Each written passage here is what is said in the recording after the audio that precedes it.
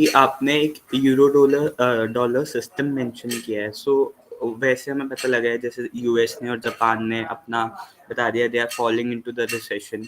सो जो ये euro dollar system है इस पे भी फिर कोई इफेक्ट आने वाला है as per the time goes on? देखो, as per event and time analysis तो ऑलरेडी जिक्र किया था कि जापान हो, यूएस हो, यूके हो, यूरोप हो, चाइना हो, इन पांचों में massive slowdown and recessionary phase October 2022 के बाद शुरू हो जाएगा, जो कि 2023 में थोड़ा थोड़ा एविडेंट हुआ होगा और थैंकफुली यूके ने और जापान ने एक्सेप्ट कर लिया 2024 में। Towards end of last quarter of 2024 calendar year, मुझे लगता है कि यूएस में भी इसके रेपरकशंस दिखने लग जाएंगे और यूएस में भी लोग एक्सेप्ट करने लग जाएंगे। हालांकि अनऑफिशियली जो रूलिंग गवर्नमेंट के लोग नहीं हैं, उन्होंने कहीं ना कहीं कहना शुरू कर दिया और कई इकोनॉमिस्ट ने, सो कॉल्ड इकोनॉमिस्ट या सो कॉल्ड जो इन्वेस्टमेंट बैंक्स हैं, उन्होंने ऑलरेडी कहना शुरू कर दिया है, इंक्लूडिंग मॉर्गन्स, है ना, जेपी मॉर्गन वगैरह भी। अब और by the way going forward अपने को 2026 के बाद से ऑस्ट्रेलिया न्यूजीलैंड में भी रिसेशनरी फेज दिखने लग जाएगा, 2026 के बाद से। This is again as per event time analysis. अब event time analysis more of a futuristic predictions based on meditative state of mind and financial markets में क्या क्या होगा वो वैसे वैसे अनलिश होता है। But now coming on the actuals, euro dollar system क्या है? यूरो डॉलर सिस्टम में यूएस अपने डॉलर्स को अवेलेबल करवाता है outside US for the expansion of their businesses. यानी कि यूएस जो अपने कंट्री के अलावा डॉलर्स की सप्लाई इंश्योर करता है, और वो इसलिए इंश्योर करता है कि वर्ल्ड में किसी भी देश में किसी भी बिजनेस को एक्सपेंशन के लिए जब भी पैसे की जरूरत पड़े तो उसको डॉलर की सप्लाई अवेलेबल होनी चाहिए। वो डॉलर की सप्लाई अवेलेबिलिटी कौन करवाता है? उस देश का पर्टिकुलरली बैंक।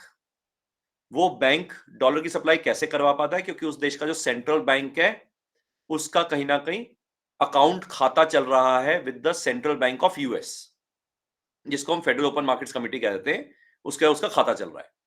इस पूरे सिस्टम को हम यूरो डॉलर सिस्टम कहते हैं। अब ये जो यूरो डॉलर सिस्टम में छुपी छुपी बात यूं समझ लो कि एक तरह से यूएस अपनी प्रिंटिंग ऑफ मनी को किसी और के हाथ में थमाता है और इन्फ्लेशन को एक्सपोर्ट करता है और बदले में पैसा वसूलता है। अब हमने पहले भी जिक्र किया है कई पुराने वेबिनार्स में भी, और कई छुटपुट हमने ऑडियोज में भी जिक्र किया है कि अब धीरे धीरे करके वो जो यूएस की ट्रेजरीज थी, जो जो कंट्रीज खरीद रहे थे वो अब खरीद नहीं रहे हैं, वो रादर डंप कर रहे हैं। चाइना डंप कर रहा है, जापान डंप कर रहा है, हमने डाटा भी शेयर करा, हमने डाटा भी डिस्कस किया यहाँ पे, है ना। अब चाइना जापान जब डंप कर रहे हैं तो most of the other countries भी खरीदने के लिए इच्छुक नहीं है। तो उसके कारण क्या हो रहा है? ये यूएस ट्रेजरीज अब रिडीम होंगी, रिडीम के लिए पैसा नहीं है। सो यानी कि एक एंगल पे यूएस के पास पैसा नहीं है, दूसरे एंगल पे जो फ्लश ऑफ मनी जो बाहर सप्लाई करके रखा था वो फ्लश ऑफ मनी वापस आ रहा है। तो tsunami of printed dollars are coming into US, which will lead to a massive inflationary situation. Third challenge क्या है? चाइना के साथ ब्रेकअप हो गया है, जिसको हमने कहा था चिमेरिका की शादी टूट गई, तो उसके कारण चाइना जो है सामान देने से मना ही कर दिया यूएस को। कहता भाई साहब मैं सामान नहीं दूंगा, डॉलर के बदले मैं सामान नहीं दूंगा, गोल्ड दोगे तो सामान दूंगा।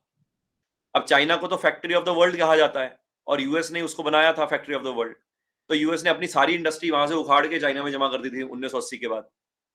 अब एकदम से फैक्ट्री यूएस में लग नहीं सकती क्योंकि पैसा नहीं है। दूसरा, सुनामी ऑफ डॉलर जो आ रहे हैं वो महंगाई बढ़ा देंगे। तीसरा, चाइना माल सप्लाई करने से मना कर रहा है, तो ऐसे कई और कंट्रीज भी हैं वो भी मना कर रहे हो, कहते भाई साहब सामान इसलिए तब देंगे जब गोल्ड दोगे। तो अगर सामान ही नहीं होगा तो महंगाई और बढ़ जाएगी। साथ में इस सबको हैंडल करने के लिए यूएस को क्या करना पड़ेगा? वॉर लाइक सिचुएशंस क्रिएट करनी पड़ेंगी। वॉर लाइक सिचुएशंस क्रिएट होंगी तो क्या होएगा? सप्लाई चेन डिसरप्शन होंगी। सप्लाई चेन डिसरप्शन होंगी तो क्या होएगा? अगेन सामान महंगा हो जाएगा। तो सामान में महंगा क्या होएगा? फूड प्राइसेस पक्का बढ़ जाएंगे, कमोडिटी प्राइसेस पक्का बढ़ जाएंगे, क्योंकि लड़ने के लिए फूड भी चाहिए, कमोडिटी भी चाहिए। फूड प्राइसेस एक और कारण से बढ़ेंगे क्योंकि नेचुरल डिसरप्शंस और आएंगी, नेचुरल डिजास्टर्स और आएंगे, अर्थक्वेक, सुनामी वगैरह। तो ये सारे के कारण क्या होएगा कि एक तरफ से महंगाई बढ़ रही होगी, और वर्ल्ड में स्लो डाउन रिसेशन चल रहा होगा।